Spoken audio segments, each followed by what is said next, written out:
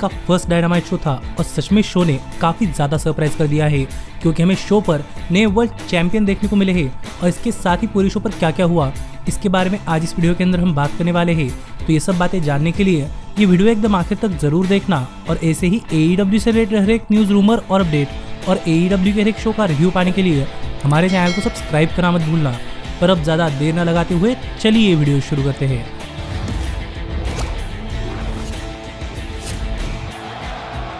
तो गाइज, इस हफ्ते के डायनामाइट शो की शुरुआत हमें यहाँ पर रेने पैकेट करती हुई दिखाई दी, जो कि बैकस्टेज में MJF का इंतजार कर रही थी। और MJF यहाँ पर आ भी गए और यहाँ पर आते ही रेने पैकेट के साथ बात करते हुए MJF अपनी केनी ओमेगा के ऊपर विक्ट्री देखकर काफी खुश थे और उसी के बारे में बात कर रहे थे। लेकिन इतने में यहाँ पर डॉन कैलस आ गए और उन्होंने MJF से कहा कि वो MJF से माफी मांगना चाहते हैं, क्योंकि अंद्रादे अपना काम नहीं कर पाए, जिससे कि MJF को पता चला कि अंद्रादे अपना मैच हार गए हैं और अब डार्बी वर्ल्ड चैंपियनशिप के लिए नंबर 1 कंटेंडर है।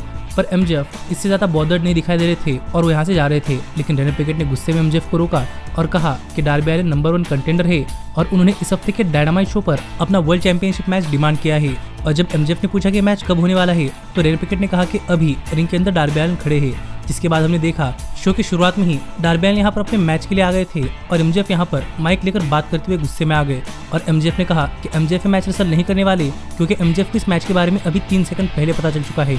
और इसके बाद भी अगर MJF को मैच रिसल करने के लिए फोर्स किया जाता है तो MJF सबके ऊपर केस कर देंगे, क्योंकि MJF फिजिकली मैच करने के लिए कैपेबल नहीं है, क्योंकि ओमेगा के खिलाफ उन्होंने काफी जबरदस्त मैच दिया था और उनके आफ्टर इफेक्ट्स अभी उनकी बॉडी के अंदर फील हो रहे हैं। जहां पर MJF डार्बी एलिन को भी बता रहे थे कि डार्बी एलिन रेडी नहीं है। लेकिन माइक लेकर जो डार्बी एलिन ने एक पैशनेट प्रोमो कट किया, उसके अंदर डार्बी एलिन ने कहा कि डार्बी एलिन के करियर की शुरुआत से डार्बी एलिन को बताया गया है कि वो रेडी नहीं है। पर finally Darby Allin number 1 contender बन चुके हैं और अब डार्बी एलिन अपनी डेस्टिनी के लिए और वेट नहीं करने वाले, क्योंकि आज नहीं तो कभी नहीं होगा। क्योंकि अगर डार्बी एलिन आज रेडी नहीं है तो अपनी जिंदगी के अंदर कभी रेडी नहीं होंगे, जो बातें डार्बी एलिन ने कही। लेकिन इतने में ही यहाँ पर बात करते हुए कॉमेडी टेबल पर बैठे हुए ब्रायन डेनियल्सन ने कहा कि उन्हें टोनी खान की तरफ से एक मैसेज मिला है और यहाँ पर टोनी खान MJF से एग्री करते हैं। और ये सुनकर MJF थोड़ी बहुत रिलीफ लग रहे थे। और यहाँ पर बात करते हुए ब्रायन ने कहा कि टोनी खान ने MJF को इस मैच को प्रिपेयर करने के लिए टाइम दिया है और ये मैच इस हफ्ते के डायनामाइट शो के मेन इवेंट के अंदर होगा और तब तक MJF अपने मैच के लिए प्रिपेयर कर ले, क्योंकि अगर MJF मैच रिसल नहीं करते उन्हें वर्ल्ड चैंपियनशिप से स्ट्रिप कर लिया जाएगा, जो सुनकर MJF काफी गुस्से में थे। और यहाँ पर माइक लेकर बात करते हुए डार्बी एलिन ने कहा कि MJF का टाइम आ चुका है और डार्बी एलिन उन्हें वैसे ही हराएंगे जैसे कि MJF ने कुछ सालों पहले डार्बी एलिन को एक हेडलॉक टेकओवर से हराया था। और एक कहकर डार्बी एलिन यहाँ से चले गए और इस अनाउंसमेंट से MJF काफी फ्रस्ट्रेटेड दिखाई दे रहे थे। पर इसके बाद हमें शो पर दिखाया गया कि डायनेस्टी पेपर ऑफ एयर जाने के बाद बैकस्टेज में केनी ओमेगा के साथ क्या हुआ।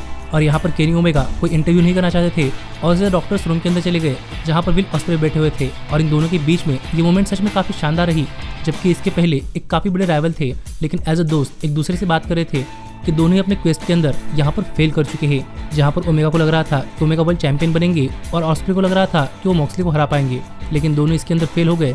लेकिन ऑस्प्रे ने कहा कि ऑस्प्रे भी वर्ल्ड चैंपियन बनना चाहते हैं और वो नहीं चाहते कि केनी ओमेगा अपने सपनों के ऊपर गिव अप कर दे। और यहाँ पर ओमेगा को सपोर्ट दिखाकर ऑस्प्रे यहाँ चले गए। इसके बाद यहाँ पर ओमेगा सेल्फ डाउट के अंदर दिखाई दिए और देखना पड़ेगा कि बाकी ओमेगा क्या करते हैं। पर इस सेगमेंट सच में काफी अच्छा था। इसके बाद हमें शो पर ओपनिंग मैच देखने को मिला, जहाँ पर हमें टमासो चैंपा यहाँ पर रास्कल्स के जेवियर को फेस करते हुए दिखाई दिए और मैच की शुरुआत से ही चैंपा जेवियर के ऊपर काफी तगड़ा अटैक कर रहे थे, जहाँ पर चैंपा के लिए काफी सारे लोग वॉल्ट का भी चैंट कर रहे थे, जो सुनकर यहाँ पर चैंपा ने कहा कि ये चैंट सिर्फ रिकोशेट के लिए है। और इसके बाद चैंपा इस मैच के अंदर डोमिनेट कर रहे थे, जहाँ पर हमें उनके अच्छे खासे मूव्स भी देखने को मिले। लेकिन जेवियर ने भी इस मैच के अंदर कमबैक कर अपने अच्छे खासे हाई फ्लैंक मूव्स लगाए, जहाँ पर चैंपा थोड़ी बहुत प्रॉब्लम के अंदर दिखाई दिए। लेकिन उनके हाई फ्लैंक ऑफेंस को एक काफी खतरनाक नी स्ट्राइक के अंदर कन्वर्ट कर चैंपा ने उन पर डायरेक्टली अपना सिग्नेचर प्रोजेक्ट चैंपा लगा दिया और उनके ऊपर एक नी स्ट्राइक लगाकर यहाँ पर चैंपा ने ये मैच काफी आसानी से जीत लिया। और माइक लेकर बात करते हुए चैंपा ने कहा कि वो AEW के अंदर चैंपियनशिप जीतने के लिए आए हैं और अगर किसी के पास कोई चैंपियनशिप है तो उन्हें टारगेट करने वाले हैं। तो देखना पड़ेगा कि आगे चैंपा के साथ क्या होता है। लेकिन इसके बाद हमें शो पर डार्बी एलिन के लिए काफी शानदार हैप्पी वीडियो देखने को मिला, जहाँ पर हमें डार्बी एलिन का AEW करियर दिखाया गया और ये भी दिखाया गया कि उन्होंने कंपनी के लिए क्या क्या किया है। और फाइनली हमें MJF और डार्बी एलिन का एक प्रीवियस मैच भी देखने को मिला, जहाँ पर किस तरीके से MJF ने डार्बी एलिन को हराया था। इसके बाद में शो पर FTR आते हुए दिखाई दिए और यहाँ पर माइक लेकर बात करते हुए FTR ने कहा कि FTR ने CNC को यहाँ पर चैंपियनशिप शॉट दिया था, लेकिन फिर भी CNC FTR को नहीं हरा पाई। इससे ये क्लियर है कि FTR इस जनरेशन की सबसे बेस्ट रेसलर है और फैंस को अंडरडॉग स्टोरी पसंद आती है। लेकिन इस स्टोरी के अंदर अंडरडॉग नहीं जीतेगा, क्योंकि हर बार टॉप पर FTR होने वाले हैं। और यहाँ पर FTR को रोकने के लिए टोनी खान AEW के अंदर और भी जबरदस्त स्टार साइन कर सकते हैं, लेकिन आखिरकार FTR ही चैंपियंस रहेंगे। और एक कहकर FTR ने जाते जाते एजेंट क्रिश्चियन की तरह एक 10 सेकंड पोज भी दे दिया। लेकिन इसके बाद हमें शो पर TNT चैंपियनशिप मैच देखने को मिला, जहां पर न्यू चैंपियन यानी कि केविन नाइट अपनी चैंपियनशिप क्लॉडियो कैस्टिनो के खिलाफ डिफेंड करते हुए दिखाई दिए। और मैच की शुरुआत में ही दोनों एक दूसरे के ऊपर अटैक करने के लिए गए, जहां पर काफी शानदार एक्शन चला। और मैच की शुरुआत से ही केविन नाइट इस मैच के अंदर काफी डोमिनेट कर रहे थे और उन्हें अपने अच्छे खासे हाई फ्लाइंग मूव्स भी लगाए, लेकिन क्लॉडियो की ताकत के सामने वो ज़्यादा कुछ नहीं कर पाए। और क्लॉडियो ने इस मैच के अंदर मोमेंटम काफ़ी जल्दी शिफ्ट कर लिया और वो केविन नाइट पर काफ़ी भारी पड़ रहे थे। और ऐसे में ही केविन नाइट अपने अच्छे खासे मूव्स लगाने का भी ट्राई कर रहे थे, लेकिन आखिरकार क्लॉडियो केविन नाइट को किसी भी तरीके से ओवरपावर कर ही देते।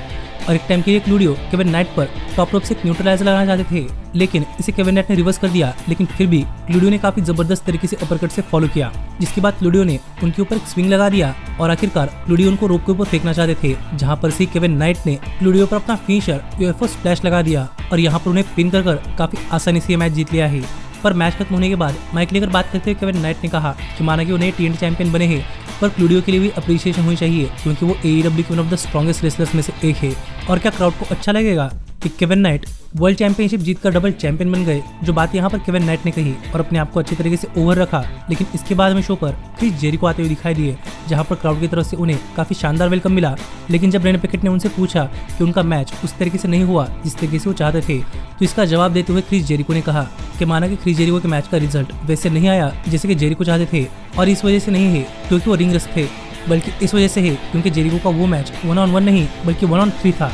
जो बातें जेरिको कर ही रहे थे, कितने में यहाँ पर रिकोचेट आ गए और यहाँ पर जेरिको से बात करते हुए रिकोचेट ने कहा, रिकोचेट ने पहले ही जेरिको को बताया था कि उन्हें वापस आना नहीं चाहिए था, क्योंकि अगर जेरिको वापस आते तो उनका वही हाल होने वाला था। और रिकोचेट ने वो करके ही दिखाया है जब उन्होंने जेरिको को उनके मुंह से हरा दिया। लेकिन अगर जेरिको अब भी AEW के अंदर रहना चाहते हैं तो वो समझ ले कि वो हर वीक रिकोचेट से मार खाएंगे, जो बातें जेरिको ने कही।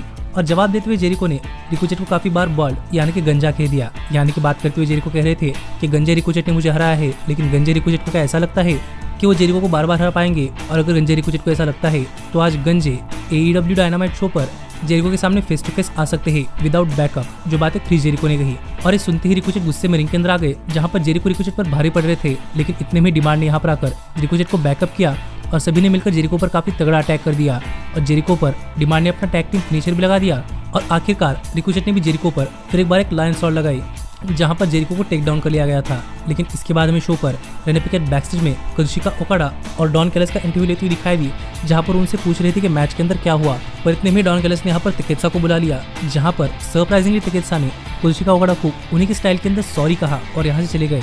यानी कि हम समझ रहे थे कि तकेत्सा सच में सॉरी नहीं है, पर डॉन कैलस ने कहा कि उनकी प्रॉब्लम है, देखना पड़ेगा कि आगे डॉन कैलस क्या करते हैं। लेकिन इसके बाद में शो पर विल ऑस्प्रे 1-on-1 मैच के अंदर हेट्टेसेरो को फेस करते हुए दिखाई दिए। और मैच की शुरुआत से ही यहाँ पर ऑस्प्रे काफी संभल कर रसल कर रहे थे, लेकिन हेट्टेसेरो उनके नेक को टायर कर उस पर काफी तगड़ा अटैक कर रहे थे। लेकिन फिर भी ऑस्प्रे किस तरीके से पेन के थ्रू इस मैच के अंदर रसल करते हुए दिखाई दिए। और यहाँ पर ऑस्प्रे इस मैच के अंदर सरप्राइजिंगली हेट्टेसेरो पर उनके टेक्निकल मूव्स लगाकर और सबमिशन लगाकर उन पर भारी पड़ना चाहते थे, लेकिन हेट्टेसेरो ने इसे रिवर्स कर ऑस्प्रे के नेक को टारगेट करना स्टार्ट कर दिया और हेट्टेसेरो ने इस मैच के अंदर डोमिनेट करना स्टार्ट कर दिया, जहां पर ऑस्प्रे किस तरीके से इस मैच के अंदर बने हुए थे। लेकिन आखिरकार एक टाइम के लिए जब ऑस्प्रे हिडन ब्रेक के लिए गए तो हेट्टेसेरो ने इसे काफी शानदार गिल्टिन के अंदर कन्वर्ट कर लिया, जिसके बाद वो रोप ब्रेक के सहारा लेकर बच तो पाए। लेकिन यहाँ पर डॉक्टर्स ऑस्प्रे को चेक कर रहे थे क्योंकि उनकी हालत काफी खराब दिखाई दे रही थी। लेकिन फिर भी हेट्टेसेरो ने उन पर काफी तगड़ा अटैक किया और उन पर सबमिशन लगा कर रखा, जिसे ऑस्प्रे ने एक स्टाइल क्लैश के अंदर कन्वर्ट किया और इसे हिडन ब्लेड से फॉलो कर उन्हें पिन कर काफी आसानी से मैच जीत लिया। लेकिन उन्होंने नोटिस किया कि यहाँ पर मरना शेफर क्राउड में से उनका मैच देख रही थी और इतने में ही पीछे से यहाँ पर मार्क डेविस ने आकर विल ऑस्प्रे पर अटैक कर दिया और उन पर एक पाइल ड्राइवर भी लगा दिया। तो देखना पड़ेगा कि आगे ऑस्प्रे के साथ क्या होता है, क्या वो डॉन कैलस फैमिली के साथ फूट कर रहे हैं या फिर मॉक्सली के खिलाफ। लेकिन इसके बाद हमें शो पर TBS वुमेन चैंपियन यानी कि विल नाटनेल का एक बैकस्टेज सेगमेंट देखने को मिला, जहां पर उन्होंने डायनेस्टी पे पर पर कमेल को कॉल आउट किया था कि अगर उन्हें मैच चाहिए तो उन्हें वो सामने से मांगना चाहिए। लेकिन इसके बाद में रेने पैकेट डायनामाइट शो पर कुछ कहती हुई दिखाई दी, लेकिन इतने में यहाँ पर टेक्ला आ गई, जो कि इस बात से काफी खुश थी और इस बात से अपने आप को काफी ग्रेट मान रही थी कि उन्होंने farmer women's world champion Jamie header को हरा दिया है। लेकिन इतने में यहाँ पर एलेक्स विंसर आई और यहाँ पर बात करते हुए उन्होंने टेक्ला को कॉल आउट किया और कहा कि टेक्ला ने जेमी हेडर को क्लीन नहीं हराया और उन्होंने चीटिंग की थी, जिस पर टेक्ला ने इसको साफ इनकार कर दिया और कहा कि उन्हें कोई हैंडल नहीं कर सकता। लेकिन एलेक्स विंसर ने कहा कि उन्हें देखना है कि उन्हें कौन हैंडल कर सकता है, तो अभी के अभी रिंग के अंदर आए। जो बात यहाँ पर एलेक्स विंसर ने कही, लेकिन टेक्ला ने उन्हें पीछे देखने के लिए कहा और पीछे से जूलिया हार्ट और स्काई ब्लू उन पर अटैक करने के लिए आई, पर एलेक्स विंसर ने दोनों को ही टेक डाउन कर लिया। तो देखना पड़ेगा कि अब आगे टेक्ला और एलेक्स विंसर के बीच में क्या होता है। लेकिन इसके बाद हमें शो पर डेथ राइडर्स का एक बैकस्टेज सेगमेंट देखने को मिला, जहां पर मॉक्सली बात कर रहे थे और इतने में यहाँ पर मरीना शफीर आ गई और मॉक्सली ने उनसे पूछा कि विल ऑस्प्रे की हालत कैसी है। जहां पर बात करते हुए मरीना ने कहा कि ऑस्प्रे की हालत काफी खराब है और यहाँ पर मॉक्सली ने सबको बताया कि मॉक्सली को सबको दर्द देना पसंद नहीं है, पर मॉक्सली को ये पता है कि अगर कोई दर्द के थ्रू नहीं गया तो टफ नहीं बनेगा, इसलिए मॉक्सली इतने हार्ड है। और इस वीक के कोलिजन शो पर निक वेन कितने टफ है उन्हें शो करने का मौका मिलेगा, जो बात यहाँ पर मॉक्सली ने कही। लेकिन इसके बाद हमें शो पर टीबीएस वुमेन चैंपियनशिप मैच देखने को मिला, जहाँ पर हमें रिटर्निंग कमेल विलो नाइटिंगेल को फेस करती हुई दिखाई दी। और मैच की शुरुआत में वो विलो नाइटिंगेल पर अटैक करने के लिए गई, लेकिन विलो ने इसे रिवर्स कर कमेल पर काफी तगड़ा अटैक करना स्टार्ट कर दिया। जहाँ पर कमेल का रिटर्न काफी अच्छा तो नहीं दिखाई दे रहा था, लेकिन कमेल ने विलो नाइटिंगेल के इंजर्ड हाथ को टारगेट कर उस पर अटैक करना स्टार्ट कर दिया। और यहाँ पर कमेल ने पूरे के पूरे मैच के अंदर अपना मोमेंटम वापस पा लिया और विलो नाइटिंगेल दर्द से इस मैच के अंदर काफी रो भी रही थी। और कमेल ने इस मैच के अंदर अच्छे खासे मूव्स भी लगाए, जहां पर विलो नाइटिंगेल पर अपना फिनिशर लगाने के लिए जा रही थी, लेकिन विलो ने इसे रिवर्स कर एक रोल अप पिन के अंदर कन्वर्ट कर लिया और यहाँ पर कमेल को पिन कर अपनी women's world championship successfully retain कर ली है। तो देखना पड़ेगा कि आगे कमेल और विलो नाइटिंगेल के बीच में क्या होता है। पर इस हार से कमेल काफी नाराज दिखाई दे रही थी। लेकिन इसके बाद हमें शो पर हिकारू शिडा और क्रिस स्टैटलैंड का एक बैकस्टेज सेगमेंट देखने को मिला, जहां पर हिकारू शिडा क्रिस स्टैटलैंड के साथ टैग टीम फॉर्म करने के लिए काफी एक्साइटेड दिखाई दी। लेकिन इसके बाद हमें एमजेएफ डायनामाइट शो पर अपने मैच के लिए आते हुए दिखाई दिए। और जब रेने पेकेट डार्बी एलन का एक इंटरव्यू ले रही थी, तभी हमें यहाँ पर स्टिंग आते हुए दिखाई दिए और यहाँ पर स्टिंग ने डार्बी एलन को उनके मैच के लिए मोटिवेट किया, जहां पर डार्बी एलन कह रहे थे कि शो टाइम, लेकिन स्टिंग ने कहा कि इट्स डार्बीज टाइम। और फाइनली शो का main event world championship match start हुआ, जहां पर एमजेएफ अपनी चैंपियनशिप डार्बी एलन के खिलाफ डिफेंड कर रहे थे। लेकिन मैच की शुरुआत में ही एमजेएफ ने सरप्राइजिंगली डायनामाइट डायमंड रिंग निकालकर रेफरी को दे दी।